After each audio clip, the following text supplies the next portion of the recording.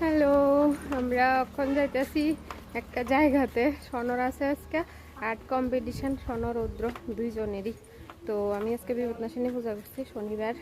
তোমরা কে কে পূজা করছো জানাইও। আর সন গেছে স্কুলে, রৌদ্র গেছে না আজকে, সন গেছে। তো স্কুল ছুটি হলে স্কুল থেকে তারপরে আর্টে যাওয়া হইব। এই যে আর্টিস্ট ম্যান একজন, সনর আর্টের ব্যাগ আমার কাছে।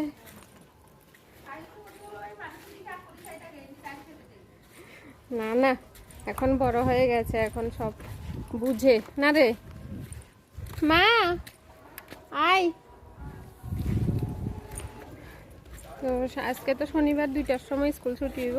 তো সনর স্কুল ছুটি হলে স্কুলের কাছেই আর্টের মানে যেখানে আর্ট হইব এখানে।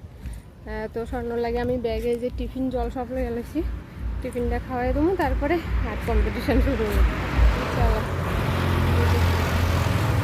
চলো C4 চলো, বলবি না? তুই এই কপালের সিঁদুরের ফোঁটাটা নিয়েই যাচ্ছিস?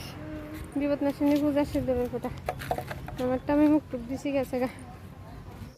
এই যে দেখো আমরা গন্তব্যস্থলে আইয়া পড়ছি, আর আইয়া দেখি যে সনর স্কুল অলরেডি ছুটি হইয়া গেছে, স্কুল থেকে বাইরে হইয়া গেছে। তো হেন থেকে আইনা আর্টে দিয়ে দিছি, একদম স্কুলের সামনেই শিব মন্দিরটা। তো ওই মন্দিরেই আর্ট হইতেছে। আর এই মন্দিরে প্রত্যেক বছর শ্রাবণ মাসের প্রত্যেকটা সোমবারে খুব জাঁকজমকভাবে মানে পূজা হয় আর কি, খুব ভাল লাগে। আর এইদিকে দেখো আমরা মায়েরা সব লাইন ধরে দাঁড়াইয়া রয়েছি, মানে আমরার বাচ্চারা আর্ট করতেছে আর আমরা কি করম দাঁড়াইয়া গল্প করতেছি। একটু হাইটাই কই তো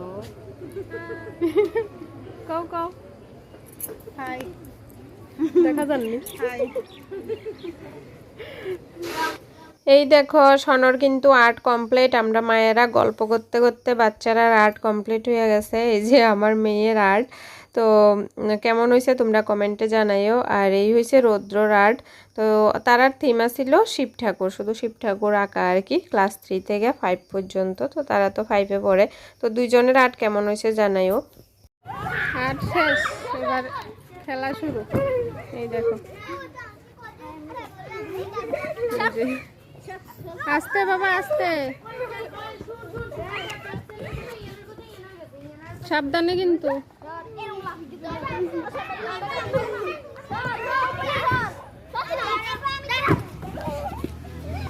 আর করতে হবে না, চল।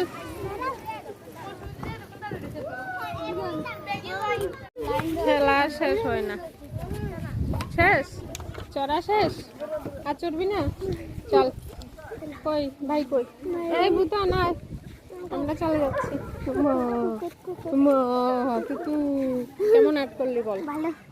ভালো করেছিস? প্রাইজ পাবি? জানি না, কচু জানি না।